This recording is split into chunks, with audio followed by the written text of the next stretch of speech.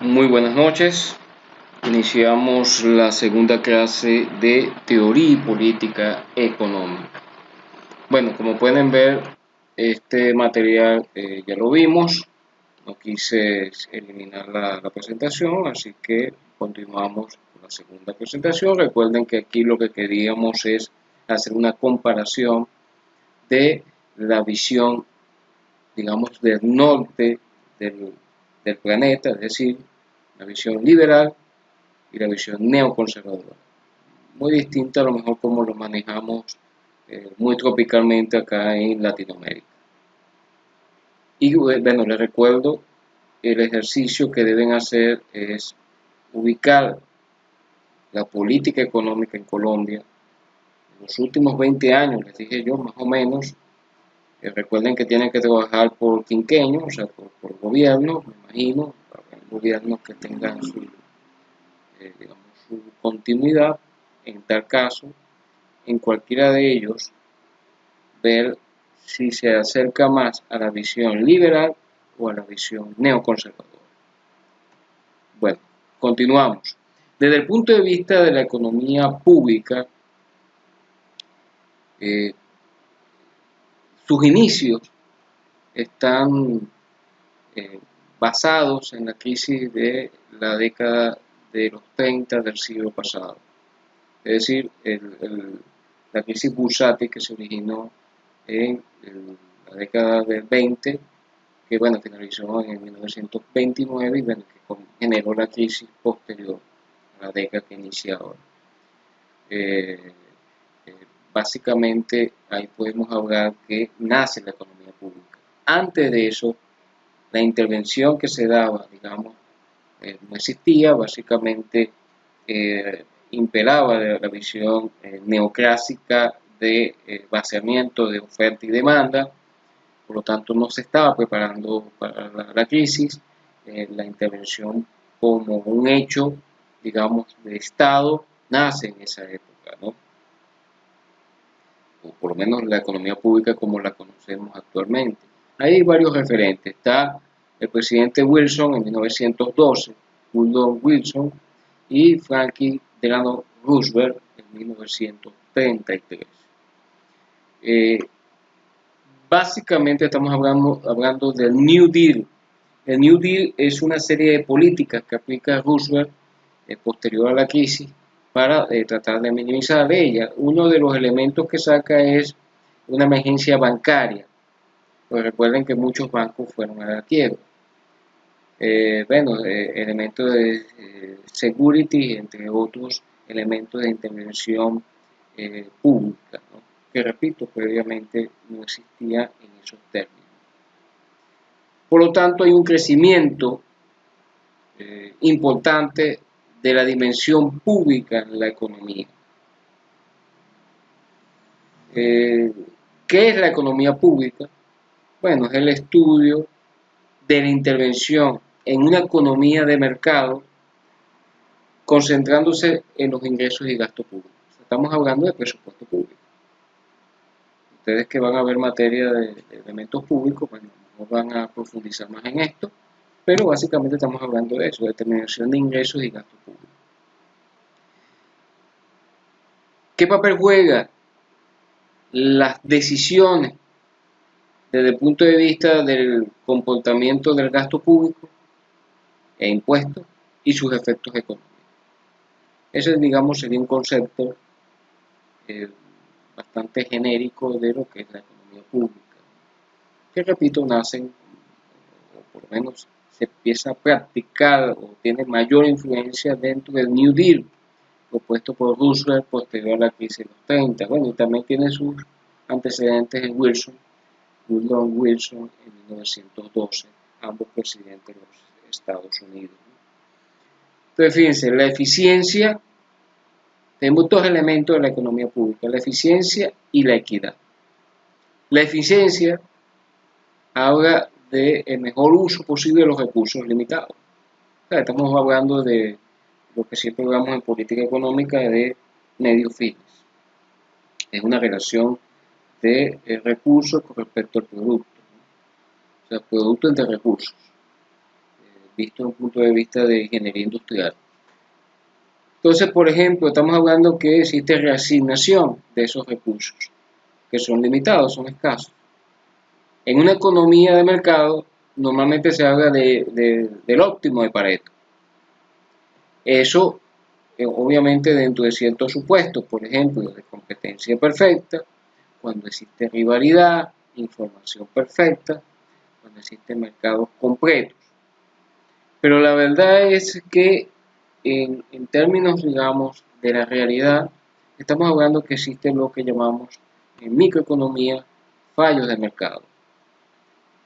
En esos fallos de mercado hablamos de competencia imperfecta, o sea, competencia monopolística. Existen monopolios naturales, existen bienes públicos. Bienes públicos es que el acceso no está restringido a ninguno, a pesar que no es de nadie. Por ejemplo, una plaza pública, un parque público.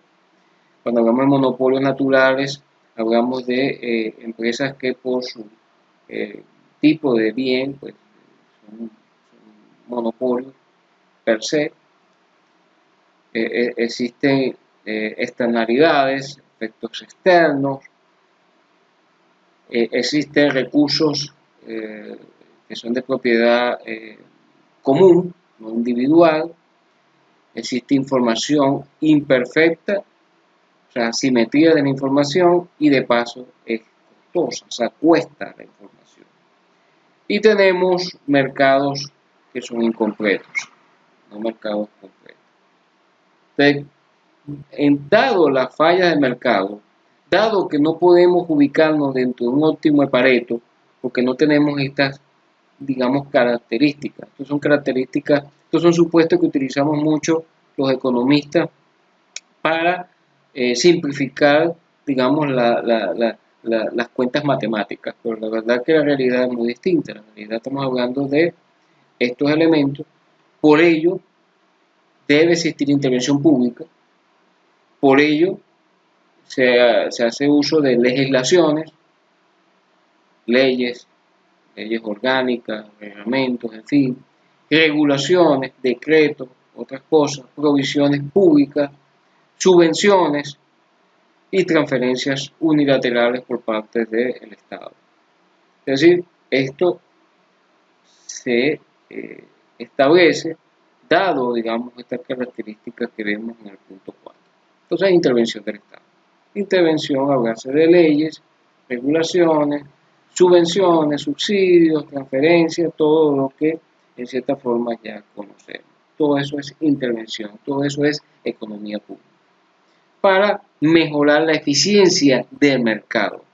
Fíjense, importante, lo que estamos buscando es eficiencia del mercado, más no necesariamente desplazar al mercado. Si estamos, la idea de la intervención de la economía pública es que los mercados funcionen como deben funcionar, funcionen bien, porque no funcionan bien porque tienen estos fallos. Ese es el concepto, digamos, que manejamos. Y bueno, estamos hablando de la equidad. La equidad se refiere a que el Estado puede distribuir o redistribuir, digamos, riqueza, propiedades, recursos, de forma voluntaria, la que se te puede sugerir, pero también de forma forzada, forzosa, ¿no? Esta forma forzada implica ya, digamos, también elementos de legalidad, ¿no? Entonces, bueno, el éxito de la equidad, ¿de qué va a depender? Bueno, de los valores morales de la sociedad implícitos en esto y de los costos que tenga la distribución y la redistribución. Entonces, fíjense que la economía pública interviene de dos formas. La eficiencia, digamos, mejorar la eficiencia del mercado, si lo quieren ver así, y mejorar la equidad, o búsqueda de la equidad, ¿no? Y eso tiene que ver mucho con los valores que tiene también la sociedad y con esos elementos de distribución y redistribución que están asociados a. Bueno, aquí hay conceptos básicos de la economía del bienestar, ¿no? Que de ello estamos hablando. En muchos casos, cuando se habla de la crisis del capitalismo, pues hay que ser explícito de qué estamos hablando. Yo creo que el capitalismo como tal no está en crisis, sino lo que está en crisis es la etapa en la cual estamos en el capitalismo en este momento. Y en mi opinión, lamentablemente no estamos en clase para discutir sobre esto, pero la etapa que está en crisis es la etapa de la economía del bienestar. O sea, que surge, que es lo que estábamos viendo acá, todos los elementos de economía pública que surgen más o menos para esa fecha. Surge todos los partidos socialdemócratas, demócratas cristianos, entre otros, sobre todo en Europa, y bueno, la importancia de la economía del bienestar, que bueno, repito, es lo que está en crisis. Entonces, bueno, esos conceptos que vamos a manejar, bueno, que no sé hasta qué punto, creo que son conceptos que ustedes manejan sobre todo ya de microeconomía, competencia perfecta, estamos hablando de libre entrada y salida, homogeneidad del producto, transparencia, no existen regulaciones, muchos compradores y vendedores, y por lo tanto no existen restricciones para entrada y salida de estos compradores y vendedores, y el precio es aceptante. O sea, el precio no lo fija ningún individuo, ningún comprador o vendedor, sino el mercado, ¿no? Bueno, competencia imperfecta, donde existe gran número de productores y consumidores, existe una sola mercancía diferenciada, es decir, existen eh, líderes en costos, empresas que pueden disminuir sus costos y por lo tanto puede afectar al precio. Y otros que son empresas que diferencian el producto, es decir, marcas, y obviamente compiten por marcas, colores, sabores, gustos, preferencias. Que dichos productos son, digamos, relativamente sustitutos. O sea, obviamente todas las mayonesas son sustitutos perfectos o casi perfectos, pero existen preferencias por marca y todo lo demás, ¿no? Particularmente yo que tengo ciertas preferencias por una marca que lamentablemente no consigo en Colombia. Entonces, bueno, tenemos productos sustitutos que son relativamente sustitutos perfectos porque los mercancías ya se diferencian en costos y en presentación, en marcas. Productos diferenciados, por lo tanto, y fijación propia de los precios, o sea, se fijan ya los precios no por el mercado, no son aceptantes, sino por estas características, o sea, por diferenciación del producto y por líder en costo. Cada producto tiene una marca particular.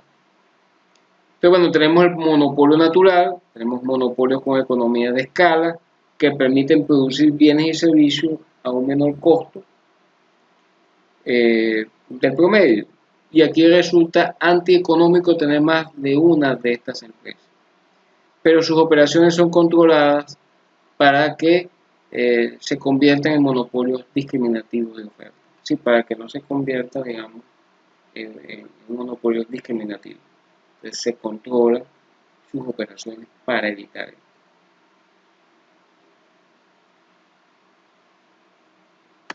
Dicho esto, bueno, tenemos información imperfecta y costosa, hablamos de calidad, precio y el futuro de esa información. Tenemos mercados incompletos, que son mercados con información imperfecta, pero donde los agentes se comportan como maximizadores de beneficios. Entonces, bueno, tú lo que aquí manejas son probabilidades de ocurrencia de los eventos. O sea, ya no hay certeza, sino probabilidad. Sus causas se deben a que al costo de transacción iniciamos la segunda clase de teoría y política económica. Bueno, como pueden ver, un bien público, un bien que es producido vimos y no puede ser consumido simultáneamente por todos los individuos sin excluir alguno de ellos. Por lo tanto, no hay rivalidad en su consumo.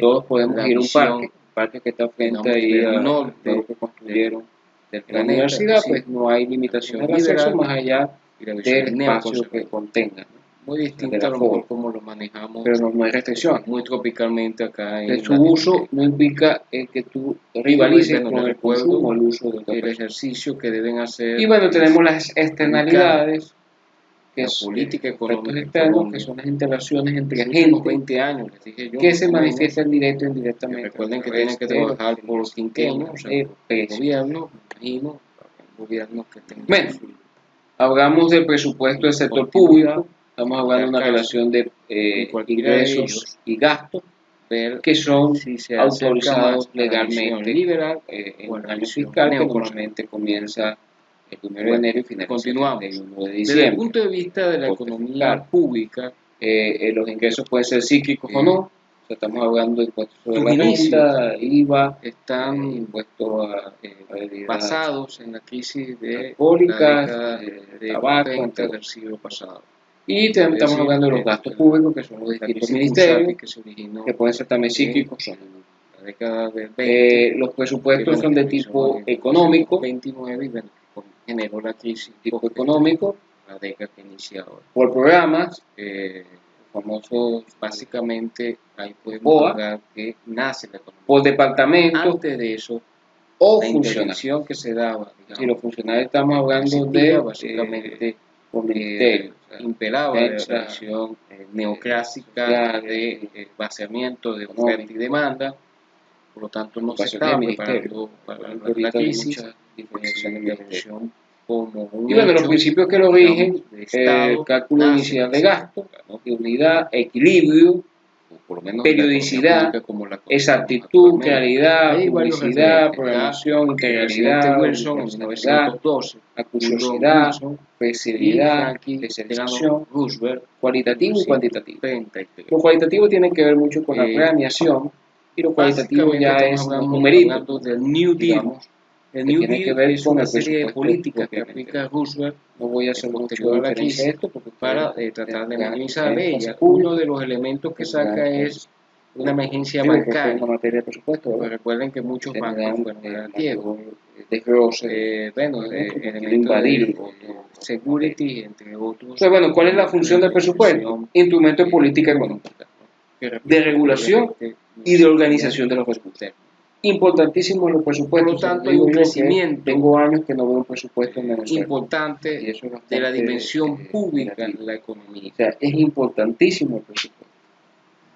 Por ejemplo, tú no puedes ir a solicitar un préstamo al Fondo Monetario o Banco Mundial sin tener de la intervención en una economía tú no puedes ir a obtener ningún tipo de préstamo concentrándose en los ingresos y gastos. Estamos hablando de discutido un presupuesto. Ustedes que no puedes tomar decisiones políticas económicas sin tener profundizar más en esto, pero básicamente estamos hablando de eso. Dentro de todos estos elementos de intervención de políticas públicas, ¿qué papel juega? Estamos las decisiones políticas desde el punto de vista del comportamiento del gasto público, o sea, políticas estabilizadoras y sus efectos económicos. Ese es, digamos, por ejemplo, una política estabilizadora, bastante en el caso de crisis de presupuesto equilibrado. Que repito, nacen. Entonces tenemos efectos desestabilizadores, mayor influencia dentro estos son elementos de desequilibrio. Roosevelt posterior a la crisis. Hay que aplicar políticas estabilizadoras con antecedentes en Wilson. Otro elemento es dentro del pensamiento ya keynesiano, propiamente dicho. Entonces, fíjense, la eficiencia. Hablamos de políticas tenemos dos elementos compensatorias, la eficiencia y la equidad. Desde el punto de vista psicoeconómico. La eficiencia. Ahora estamos hablando de políticas posible de los recursos contracíclicas. Estamos hablando de cuando hay recesión, política económica, gasto público, aumenta el déficit. Y cuando hay expansión, pues recursos, busca disminuir el déficit. O sea, producto entre recursos. Son políticas compensatorias del ciclo industrial. Dependiendo entonces, del por ejemplo, estamos hablando que si existe resignación y deja activar la economía a través del gasto público, son limitados, de los impuestos, y viceversa. En una economía de mercado, eso tiene que ver mucho con el óptimo de Pareto, con la teoría general. ¿no? Eso, por cierto, obviamente dentro de ciertos supuestos, por ejemplo, de competencia perfecta, de los años cuando existe rivalidad, de los 20, de los años perfecta, 30, cuando el mercado completo. Pero la verdad es que tenemos el caso de la política estabilizadora desde el punto de vista monetarista. Lo que llamamos hablamos ahí de contracción, por ejemplo, de las compras del gobierno, fallo de mercado, hablamos de competencia imperfecta. Hablamos, por ejemplo, de que si el gasto, existen monopolios naturales, es mayor, existen bienes públicos, la variación de la masa monetaria no está restringido a ninguno, a pesar que no es de nadie. de la base, tenemos que eso va a generar, cuando hablamos de monopolios naturales, hablamos de empresas si el déficit, si hay déficit acumulado, tú cubres eso, vamos a ponerlo en términos un poco per se, poco existen externalidades, recursos externos.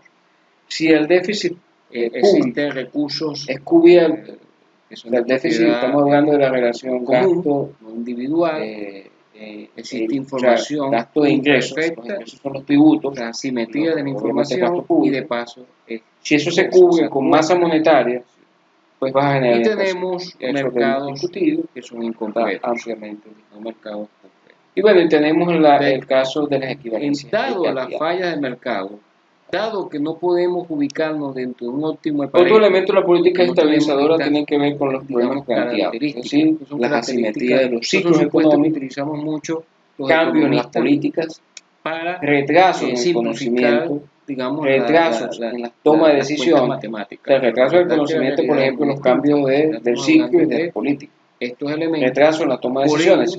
En el caso que tú ya conoces ellos, pero no tomas decisiones, recuerden que siempre hay costos políticos se hace uso de legislaciones, y bueno, recuerden que en el sistema democrático, pues, el costo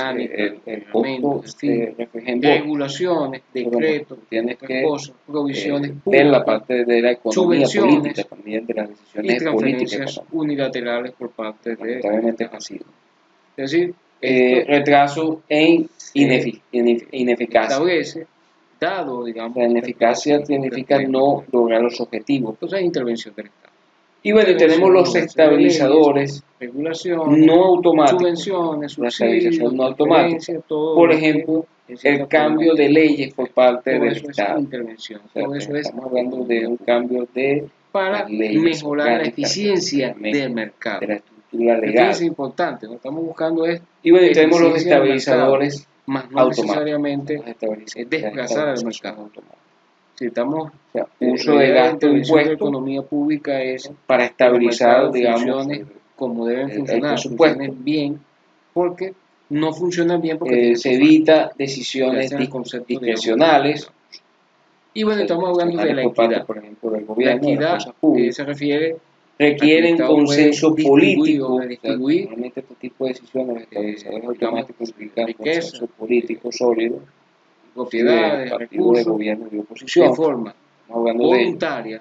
La eficacia depende de qué, de volumen de la elasticidad del PIB, frente, por ejemplo, forzada, el impacto que puede tener impuestos, por ejemplo, en el PIB. Esta forma forzada tan elástica ya, digamos, y la rapidez de la legalidad. Entonces, bueno, el por ejemplo, de estabilizadores. ¿De qué va a depender? Bueno, políticas de los valores morales de la sociedad implícitos. Políticas y de los costos que tenga la distribución de la redistribución. Entonces, fíjense que la economía pública interviene de dos formas. La eficiencia de comida, digamos, mejorar la eficiencia de mercados, política de bienestar, políticas médicas, de la equidad y seguridad social. Y eso tiene que ver mucho con los valores. Estamos hablando de los programas médicos. Que tiene también la sociedad.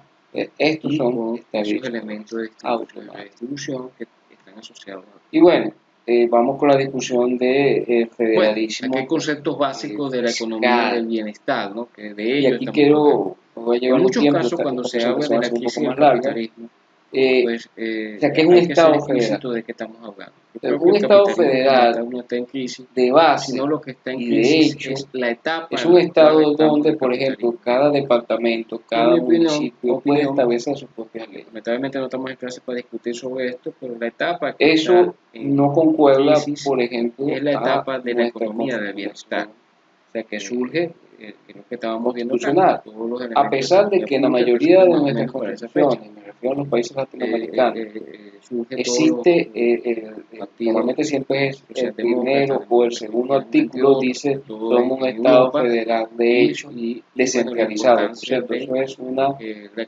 contradicción. Repito, la verdad es que un Estado federal de hecho es descentralizado. Vamos a manejar, cuando tú hablas de descentralización, estás hablando de un Estado unitario. Competencia perfecta, quiero aclarar libre entrada y salida, Entonces, un Estado federal es que cada municipio, inclusive, cada departamento, en este caso, puede establecer sus propias restricciones para entrada y salida. Cuando existe centralización de las decisiones, por ejemplo, de Estado, desde el punto de vista de leyes, de tributos, o sea, por ejemplo, cada departamento puede tener su propia competencia perfecta, ley de Hacienda. Productores y consumidores. En el caso de que no pueda ser, estamos hablando de un Estado unificado. Entonces, de facto, la mayoría de nuestros países tiende a ser un Estado unitario. Quiero aclarar, no estoy hablando de que Estado federal sea mejor que Estado unitario, ni lo contrario. Lo que estoy diciendo es que hay una diferencia y tenemos que estar claros en ella. Y obviamente que a pesar de que puede haber contradicciones, tenemos que estar claros en lo que es referencia. Por ejemplo, los Estados Unidos de Norteamérica, dichos productos Estados Unidos de América, digamos, son un Estado federal. O sea, obviamente todas las mayonesas son sustitutos perfectos o casi y de perfectos, hecho, pero allá, por ejemplo, preferencia por marca y todo eso. Particularmente condados, yo que tengo por ejemplo, tiene su propia legislación. Que no consigo en Colombia. Entonces, y tenemos un elemento típico de un Estado federal es que no tiene un documento de identificación perfecto, o sea, no tiene una cédula. Los mercancías ya se diferencia. Lo que más se acerca a un documento, digamos, general o federal, productos diferenciados, por lo tanto, digamos, la licencia de y fijación propia de los precios. O sea, pero tenemos otro caso, que es el francés. El francés también, por constitución, es Estado unitario. Entonces ahí la decisión la toma París. Entonces fíjense, nuestros países, una marca particular. Le pregunto, por cierto, eso va a ser también tarea. Colombia, ¿qué se parece más? ¿Es un Estado federal de escala, o es un Estado unitario? ¿Qué dice la Constitución de Colombia? Menor costo. Por favor, averigüen eso. Y a pesar de que lo que pueda decir la Constitución de Colombia, ¿cuál es la realidad? ¿Quién toma las decisiones en Colombia? Pero sus operaciones son controladas, el gobernador, por ejemplo, para que se convierta en monopolios discriminativos. O la toma el presidente de la República. Sí, para que no se convierta, digamos, pero bueno, ustedes me indicarán. En monopolios discriminativos. Entonces se controla. Diferencia entre descentralización y desconcentración. Cuando hablamos de descentralización, estamos hablando dicho esto, bueno, de estados, información perfecta y costosa, digamos, hablamos de calidad, precio y cuando hablamos de desconcentración, ya estamos hablando de información federal. Mercados incompletos. Entonces, una cosa es la descentralización política, pero y los agentes otra cosa es, por ejemplo, la descentralización económica. Bueno, tú lo que aquí manejas son probabilidades de ocurrencia. Por ejemplo, que tanta libertad tiene la alcaldía de establecer impuestos, más allá del timbre fiscal y otros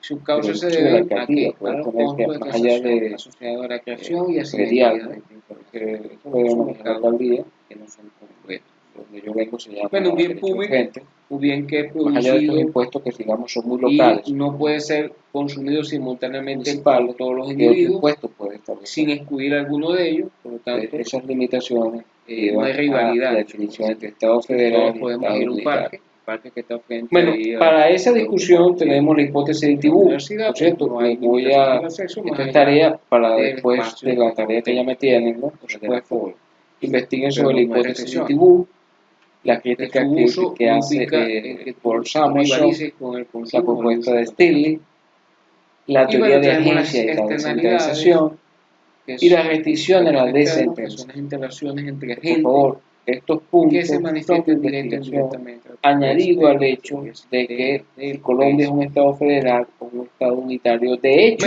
y de facto. Es decir, hablamos de por constitución público y estamos hablando de una relación de ingresos, o sea, por normativa y que son el deber ser legalmente, o sea, lo que es en un año y lo que está que normalmente comienza el 1 de enero y finaliza el 31 de diciembre, ¿no? El corte fiscal. Los ingresos pueden ser cíclicos o no. Por lo tanto, bueno, tenemos acá IVA, impuesto a el hecho de la restricción de la descentralización, por ejemplo, las economías de escala. Y estamos hablando de los gastos públicos, que son los distintos las economías de derrame, que pueden ser también sí, que tiene que ver aguas abajo, ¿no? Por ejemplo, los presupuestos son de tipo económico, de nichos económicos, los impuestos subnacionales por programas, transferencias intergubernamentales, o conferencias intergubernamentales, o departamentos, si lo hay, o funcionarios. La descentralización y el efecto que tiene sobre la macroeconomía.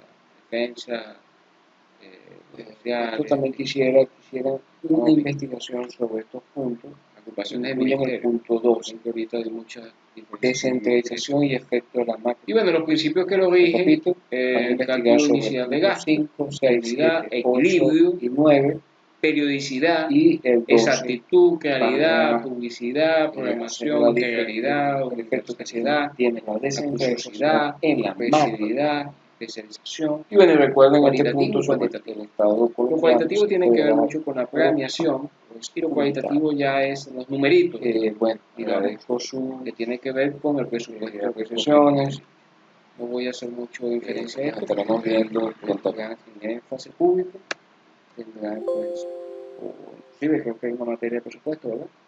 Que tendrán mayor desglose de estos elementos, y no quiero invadir otras materias. Entonces, bueno, ¿cuál es la función del presupuesto? Instrumento de política económica, de regulación y de organización de los recursos.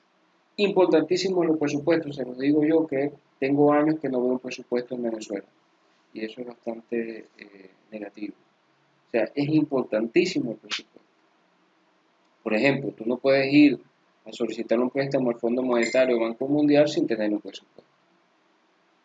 Tú no puedes ir a obtener ningún tipo de préstamo sin tener, digamos, visible, publicado, discutido un presupuesto.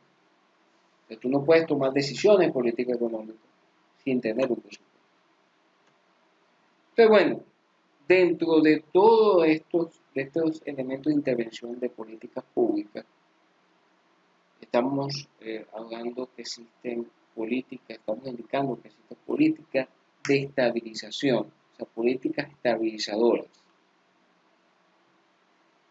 Por ejemplo, una política estabilizadora, en el caso de crisis, es presupuesto equilibrado. Entonces tenemos efectos desestabilizadores y desempleo. O sea, estos son elementos de desequilibrio en los presupuestos. Entonces hay que aplicar políticas estabilizadoras cuando existen estas crisis. Otro elemento es dentro del pensamiento ya keynesiano, propiamente dicho. Entonces ahí hablamos de políticas compensatorias, activas desde el punto de vista psicoeconómico. Es decir, estamos hablando de políticas contracíclicas. Cuando hay recesión, pues aumenta el gasto público, aumenta el déficit, y cuando hay expansión, pues tú buscas disminuir el déficit. Entonces, son políticas compensatorias del ciclo, ¿no? Dependiendo del ciclo donde estemos. Repito, si estamos en depresión, la idea es activar la economía a través del gasto público y disminución de los impuestos, y viceversa, eso ya lo vimos. Eso tiene que ver mucho con el pensamiento que nos dejó Keynes con la teoría general, ¿no? Por cierto, posterior a la crisis de los años finales de los 20, de los años 30, depende de varios años, pero inició en la década del 20. Tenemos el caso de la política estabilizadora desde el punto de vista monetarista. Entonces hablamos ahí de contracción, por ejemplo, de las compras del gobierno, del Estado, ¿no?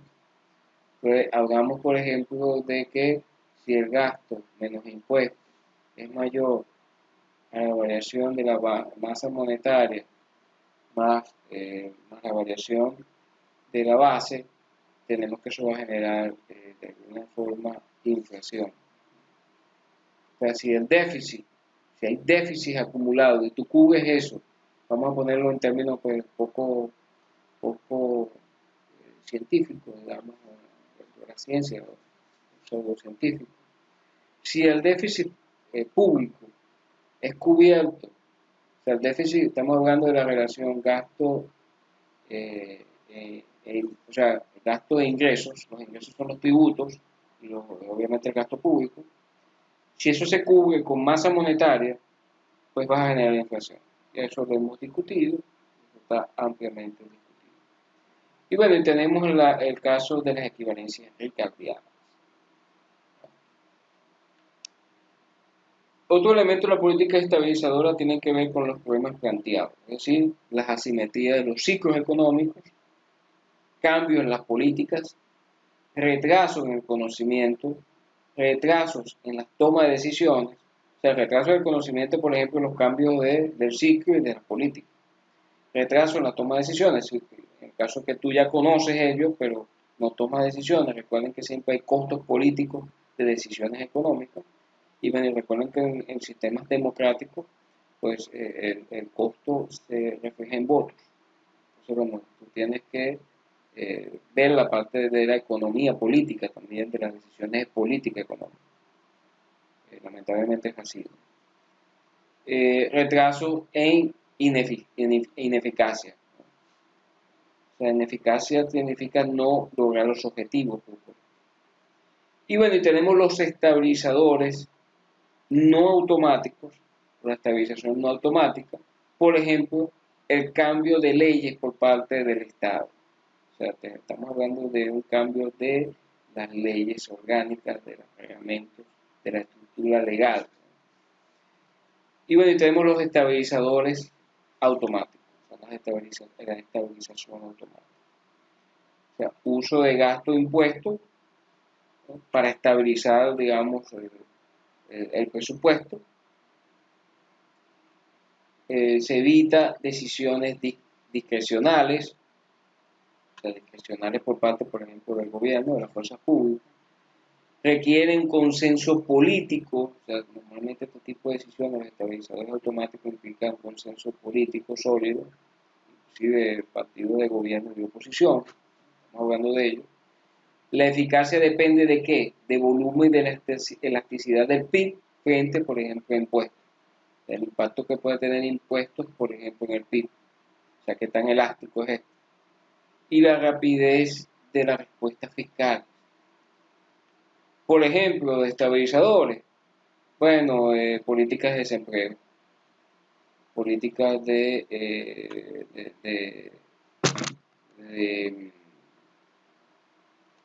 de generación de comida, ¿no?, producción de comida, políticas de bienestar, políticas médicas y seguridad social, ¿no? O sea, políticas, aquí estamos hablando, por ejemplo, de programas médicos. Estos son estabilizadores automáticos. Y bueno, vamos con la discusión del federalismo fiscal. Y aquí me voy a llevar un tiempo, esta presentación va a ser un poco más larga. O sea, ¿qué es un Estado federal? Un Estado federal de base y de hecho es un Estado donde, por ejemplo, cada departamento, cada municipio puede establecer sus propias leyes.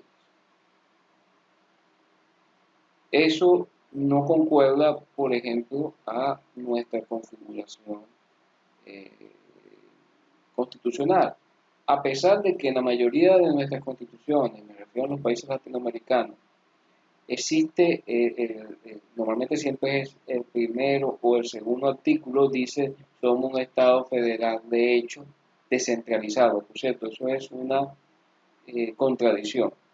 La verdad es que un Estado federal, de hecho, es descentralizado. Cuando tú hablas de centralización y descentralización, estás hablando de un Estado unitario. Por eso que quiero aclarar esos términos.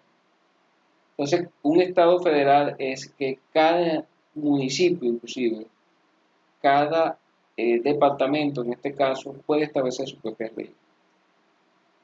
Cuando existe centralización de las decisiones, por ejemplo, de Estado, desde el punto de vista de leyes, de tributos, o sea, por ejemplo, cada departamento puede tener su propia ley de Hacienda estatal. En el caso de que no pueda hacerlo, estamos hablando de un Estado unificado. Entonces, de facto, la mayoría de nuestros países tiende a ser un Estado unitario. Quiero aclarar, no estoy hablando de que Estado federal sea mejor que Estado unitario, ni lo contrario. Lo que estoy diciendo es que hay una diferencia y tenemos que estar claros en ello. Y que a pesar de que puede haber contradicciones, tenemos que estar claros en lo que son. Por ejemplo, los Estados Unidos de Norteamérica, Estados Unidos de América, son un Estado federal, establecido por su constitución. Y de hecho, allá, por ejemplo, condados, por ejemplo, tienen su propia legislación. Y un elemento típico de un Estado federal es que no tiene un documento de identificación. O sea, no tiene una cédula. Los estadounidenses no tienen una cédula. Lo que más se acerca a un documento, digamos, general o federal es, digamos, la licencia de conducir.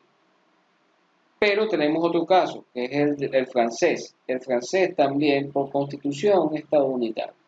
Entonces ahí las decisiones las toma París. Entonces fíjense, nuestros países, le pregunto, por cierto, eso va a ser también tarea. ¿Colombia qué se parece más? ¿Es un Estado federal o es un Estado unitario? ¿Qué dice la Constitución de Colombia? Por favor, averigüen eso. Y a pesar de que lo que pueda decir la Constitución de Colombia, ¿cuál es la realidad? ¿Quién toma las decisiones en Colombia?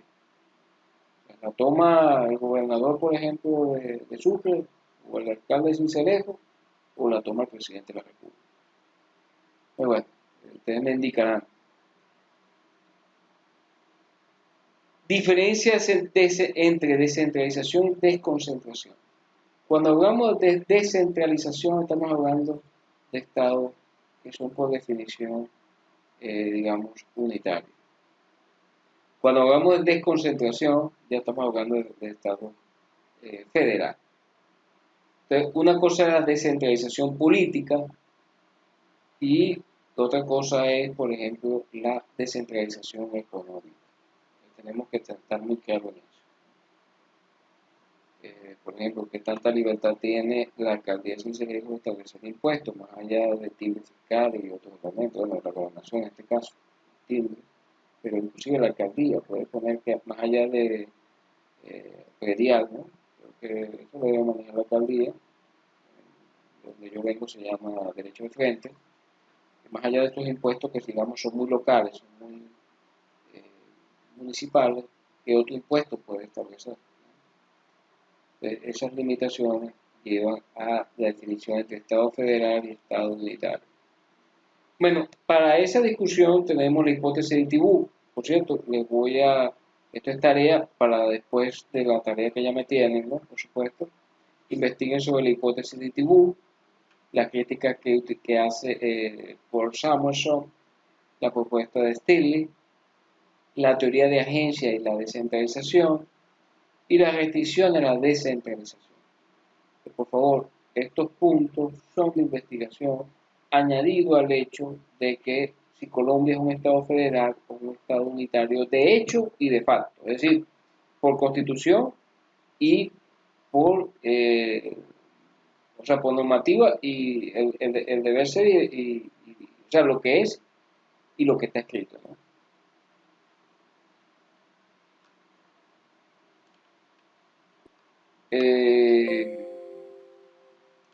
Por lo tanto, bueno, tenemos acá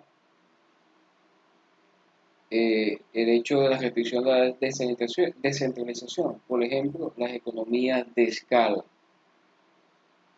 las economías de derrame, todo lo que tiene que ver aguas abajo, ¿no? Por ejemplo, de elementos de nichos económicos.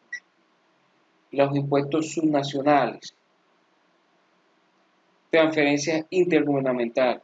¿Existen transferencias intergubernamentales? Sí lo hay, sobre todo en Colombia. La descentralización y el efecto que tiene sobre la macroeconomía. Esto también quisiera una investigación sobre estos puntos. Incluyan el punto 12, por favor.